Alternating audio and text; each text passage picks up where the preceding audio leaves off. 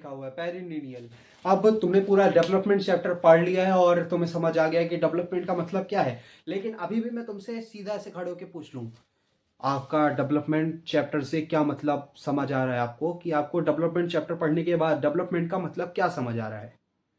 तो अभी भी एक स्पेसिफिक आंसर नहीं दे पाओगे तुम, डेवलपमेंट का, अरे माइक तो नहीं है ये, हाँ डेवलपमेंट का एक स्पेसिफिक आंसर नहीं दे पाओगे। तो ऐसा क्यों हो रहा है? क्योंकि डेवलपमेंट एनसीईआरटी की बुक के अकॉर्डिंग पेरिमीडियल है, यानी कभी भी जिसे डिफाइन नहीं किया जा सकता, जो कि अनडिफाइनेबल है। और जब भी कोई किसी से पूछेगा कि डेवलपमेंट तुम्हारे लिए क्या है, तो वो अलग ही बताएगा, और किसी और से पूछेगा तुम्हारे लिए डेवलपमेंट क्या है, तो वो कुछ और ही बताएगा। तो ये जो बहस थी, जहां से हमारा चैप्टर चालू हुआ था वो लड़का लड़की की कहानी से, तो वो डेवलपमेंट की जो बहस थी वो आगे भी चलने वाली है।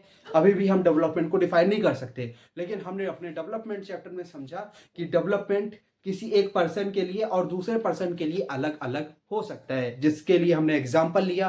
फिर हमने समझा कि डेवलपमेंट करना सिर्फ अपनी स्टेट या फिर जो पैसा है, ये सारी चीजें डेवलपमेंट नहीं है, बल्कि अदर फैक्टर्स भी होते हैं। अदर फैक्टर भी होते हैं जैसे कि जेंडर इक्वलिटी हो गया, या फिर डिस्पेरिटी का समाज में कम होना, रूहानी रिस्पेक्ट होना। ऐसे सारे फैक्टर्स भी काम आते हैं जब हम बात करते हैं डेवलपमेंट की। ठीक है, तो एक ये पॉइंट हमने पढ़ा। इसके बाद हमने पढ़ा कि ये सारी चीजें तो एक इंडिविजुअल के केस में आ रही है, लेकिन जब हम कंट्री की बात करते हैं तो उनके लिए डेवलपमेंट क्या है, तो उसके भी कुछ फैक्टर्स हमने पढ़े कि कैसे एक कंट्री अपने आप को डेवलप्ड कंट्री बोल सकती है और कोई कंट्री अपने आप को डेवलपिंग कंट्री बोल सकती है। फिर हमने उनको डिवाइड करने के लिए बहुत सारे फैक्टर्स पढ़े, जैसे कि per capita income, life expectancy, और literacy rate, infant mortality rate, net attendance ratio, जैसे 5 पॉइंट इंपॉर्टेंट पॉइंट्स पढ़े, जिन्हें एक एक नंबर के उसमें कभी भी कोई भी टीचर पूछ सकता है। और फिर हमने पढ़ा कि कैसे हम अपना डेवलपमेंट खुद के लिए बस नहीं, आगे की जनरेशन के लिए भी कर सकते हैं, सस्टेनेबल डेवलपमेंट कर सकते हैं, जिससे आगे की जनरेशन के लिए हम कुछ छोड़ के जाएं।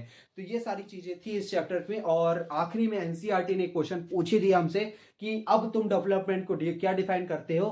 तो अभी भी हमारी बोलती बंद हो जाती है, बस हम एग्जाम में लिखेंगे जो आंसर हमने पढ़ लिए हैं। और खुद एनसीईआरटी ने क्या बताया डेवलपमेंट को, पेरिनिडियल, जिसे डिफाइन नहीं किया जा सकता, और जिसके बारे में डिबेट हमेशा आगे चलने वाला है।